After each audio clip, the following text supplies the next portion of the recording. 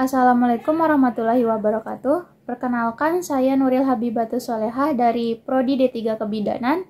Saya akan membahas tentang sistem reproduksi pada wanita. Sistem reproduksi pada wanita merupakan sistem ideologis yang terdiri dari organ dan jaringan yang digunakan untuk berkembang pada wanita. Nah, pada sistem reproduksi wanita ini dibagi menjadi beberapa bagian. Yang pertama yaitu genitalia. Genitalia dibagi menjadi dua bagian, yaitu genitalia eksternal dan genitalia internal. Yang pertama, kita akan membahas genitalia eksternal. Pertama-tama, apa sih itu genitalia eksternal? Jadi, genitalia eksternal itu adalah alat kelamin yang tampak dari luar. Genitalia eksternal ini terdiri dari beberapa bagian. Di sini ada mons pubis, yaitu tempat tumbuhnya bulu-bulu halus. Ada klitoris, uretra, vagina, perineum, labia mayor, dan labia minor. Nah, di genitalia eksternal ini terdapat kelenjar, yaitu ada kelenjar Bartholin dan kelenjar Skin. Yang pertama, kita akan membahas kelenjar Bartholin. Kelenjar Bartholin terletak pada bagian sisi kanan kiri vulva dan vagina. Fungsi dari kelenjar Bartholin yaitu untuk melumasi vagina. Yang pertama kita bahas yaitu kelenjar Bartholin. Kelenjar Bartholin terletak pada sisi kanan kiri vulva vagina. Fungsi dari kelenjar Bartholin yaitu untuk melumasi vagina. Nah, yang kedua kita akan membahas kelenjar Skin. Kelenjar Skin ini terletak pada sisi kanan kiri uretra. Dan fungsi dari kelenjar Skin ini sama dengan kelenjar Bartholin, yaitu untuk menghasilkan selaput lendir. Kemudian kita akan membahas genitalia internal. Genitalia internal ini terdiri dari beberapa bagian, yaitu di sini ada uterus sebagai tempat perkembangan janin, ada ovarium sebagai tempat pematangan sel telur, ada tubuh Fallopi sebagai jalur masuknya sel telur dari ovarium ke uterus. Dan di sini ada cervix. Cervix ini berfungsi sebagai tempat menghasilkan selaput lendir, dan di sini ada vagina. Di sini saya akan menjelaskan bagian-bagian dari tulang panggul. Di bagian atasnya namanya pelvis mayor dan di bagian bawah namanya pelvis minor. Pelvis mayor berfungsi untuk menyongkong organ abdomen dan pelvis minor berfungsi untuk menyongkong organ reproduksi. Di pelvis ada bagian keras yang namanya ada os coxae, os sacrum, dan os coccygeus. Di os coxae ini dibagi menjadi tiga bagian, yaitu ada os ilium atau tulang usus, os isium atau tulang duduk, dan os pubis atau tulang kemaluan. Di os ilium ini ada tulang yang menonjol, yang ini namanya crista iliaca, yang ini namanya sipina iliaca anterior superior, yang ini namanya sipina iliaca anterior inferior, dan di bagian belakang namanya sipina iliaca posterior superior, sipina iliaca posterior inferior. Dan di bagian os isium ada yang namanya di sini tuber isiadica, di sini namanya acetabulum, dan yang ini namanya foramen obturatum.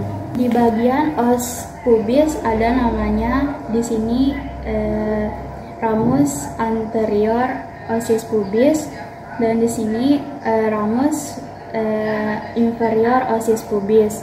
Yang ini namanya carpus, dan yang ini namanya carpus pubis. Di os sacrum ada yang namanya promontorium, dan yang ini namanya foramen sacralia anterior, dan di bagian belakang namanya foramen sacralia posterior. Di pelvis terdapat tiga artikulase. Yang pertama ada artikulase sacra iliaca sinistra dan destra, dan ada artikulase sacro ischiococcygeus, dan ada articulatio sacrosymphysis pubis.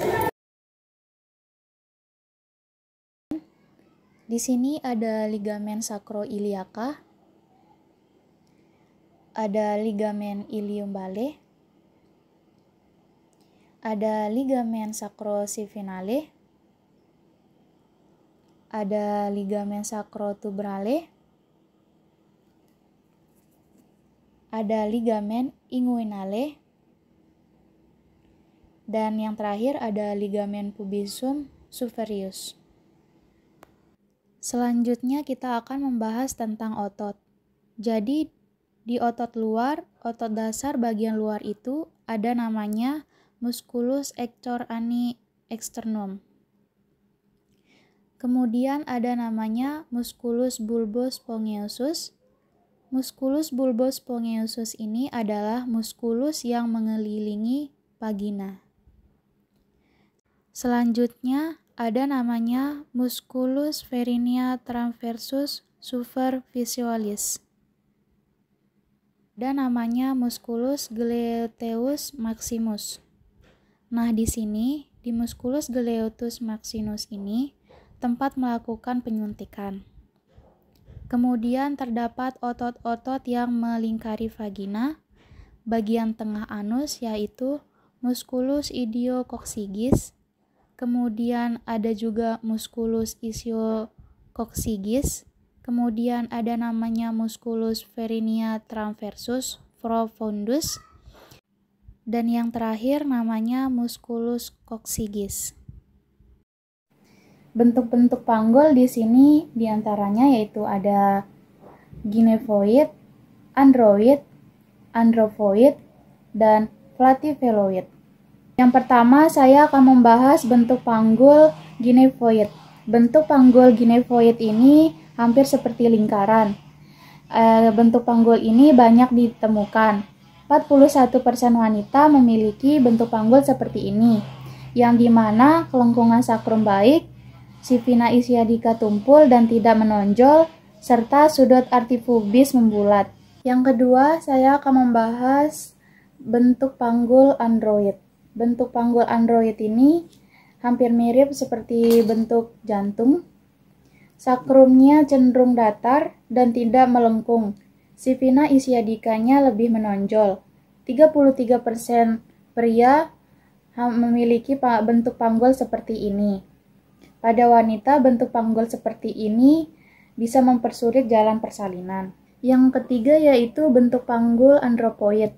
Bentuk panggul andropoid ini hampir mirip seperti bentuk segitiga, lalu diameter temalversalnya berada di posterior dekat sakrum. Dan sifina ischiadicanya itu tidak menonjol. Bentuk panggul seperti ini paling banyak dimiliki oleh laki-laki, dan pada wanita bentuk panggul ini biasanya dimiliki oleh wanita yang memiliki perawakan tinggi. Yang terakhir saya akan membahas bentuk panggul plativeloid. Bentuk panggul ini hampir mirip seperti bentuk oval, di mana diameternya lebih besar daripada diameter antera posteriornya. Bentuk panggul ini jarang ditemukan pada laki-laki dan perempuan. Panggul luar. Tujuan dari pemeriksaan panggul luar ini untuk menilai keadaan dan bentuk panggul, apakah ada kelainan dan keadaan yang dapat memperhambat jalannya persalinan. Ada 4 tahap dalam pemeriksaan panggul, yaitu yang pertama, distansia spinarum. Yang kedua, distansia cristarum. Yang ketiga, conjugata eksternal. Dan yang keempat adalah pemeriksaan lingkar panggul. Yang pertama, saya akan membahas tentang distansia spinarum. Pemeriksaan yang dilakukan pada spina iliaca anterior superior, dextra dan sinistra. Jarak normal antara distansia spinarum yaitu 23 sampai 26 cm. Yang kedua, pemeriksaan distansia cristarum, yaitu pemeriksaan pada crista iliaca, dextra dan sinistra. Jarak normal pada distansia cristarum yaitu 26-29 cm. Yang ketiga, pemeriksaan konjugata eksternal. Pemeriksaan konjugata eksternal yaitu dari ujung simfisis pubis dan ruas lumbal kelima. Jarak normal konjugata eksternal yaitu 18-20 cm. Dan yang keempat yaitu pemeriksaan lingkar panggul dari atas simfisis pubis ke pertengahan sipina iliaca anterior superior.